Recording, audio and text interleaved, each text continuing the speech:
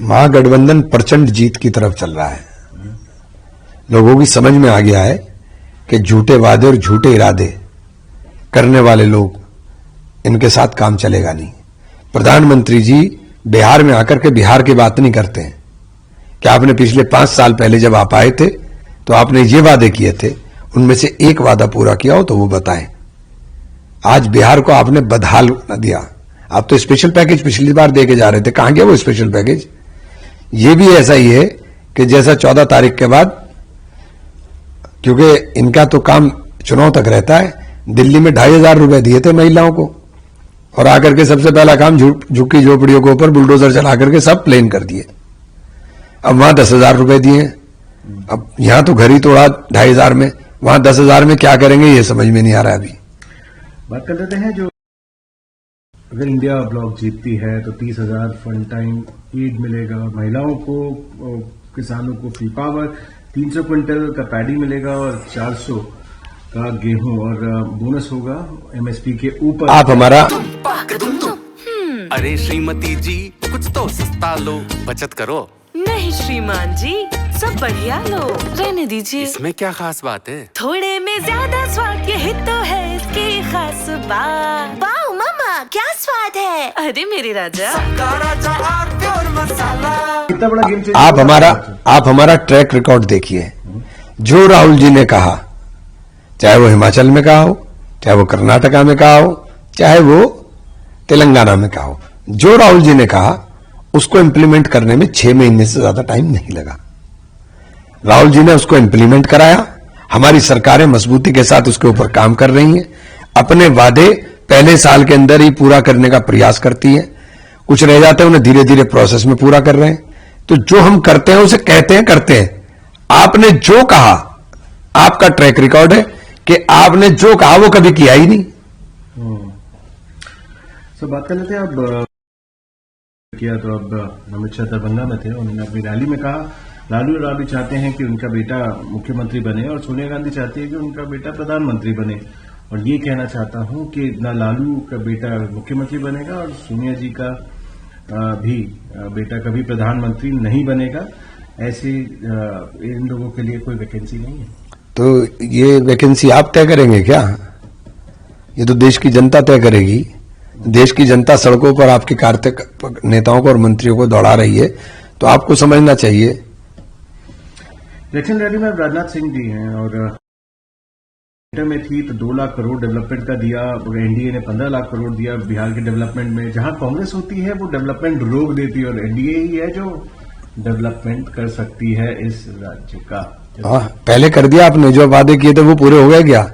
या तो राजनाथ सिंह जी प्रधानमंत्री जी के वादे की लिस्ट लेके जाते, वो पूरे होते, बिहार का नौजवान बिहार के अंदर काम कर रहा हुआ होता, बिहार का नौजवान मुंबई की गलियों के अंदर, बेंगलोर की गलियों में और दुबई के शेखों के आगे गुलामी ना कर रहा होता बेचारा। तो आप बात करते हैं ना, वो तो बेचारे को परेशान करके आपने दुनिया दर दर ठोकरे खाने पर मजबूर किया हुआ है। बिहार का नौजवान कहां है? आज नहीं ईसीआई के कारण, और क्योंकि ललन सिंह का जो वोटर्स को धमका रहे थे मुकाबला में हमने देखा, उसके ऊपर कहा है आरजेडी ने कि ये इलेक्शन कमीशन नहीं, तो डेड कमीशन बन चुकी है। आपको लगता है इलेक्शन कमीशन का इस बार कुछ ऐसा रवैया रहा? इलेक्शन कमीशन का ऊपर तो सवाल या निशान पूरे देश की जनता खड़ी कर रही है। ऐसा चुनाव आयोग जिसकी इंटीग्रिटी डाउटफुल हो जाए कि ये चुनाव आयोग के प्रति जो उनका रवैया है, तो ये तो बहुत ही दुर्भाग्यपूर्ण है। तो बात कर लेते हैं यहाँ पे, अब हेमंत बिस्वा भी बिहार में कैंपेन कर रहे थे। उन्होंने कहा कि जब मैं रघुनाथपुर आ रहा था तो मैं ये भगवान राम लक्ष्मण सीता देखना चाहता था। और यहाँ पे काफी राम लक्ष्मण सीता है और यहाँ पे तो ओसामा भी है। ओसामा का मतलब ओसामा बिन लादेन, और हमें इंश्योर करना पड़ेगा कि ओसामा बिन लादेन इस राज्य में एलिमिनेट हो जाए। और भगवान राम को ढूंढना है, भगवान राम को ढूंढना है तो उनकी मर्यादाओं को पालन करो। भगवान राम ने शबरी के झूठे बेर खाए थे समाज के अंदर एकता और समरसता के लिए। अगर भगवान राम को ढूंढना है तो अपने मन में ढूंढो। जब तक मन साफ नहीं होगा भगवान नहीं मिलेंगे। मनुष्य के प्रति बैर रखोगे तो भगवान नहीं मिलेंगे। और कहां उसामा की बात, तालिबान तालिबान चिल्लाते थे, फिर उनके सामने रेड कारपेट क्यों बिछा रहे थे? क्यों बिछाए तुमने रेड कारपेट उनके सामने?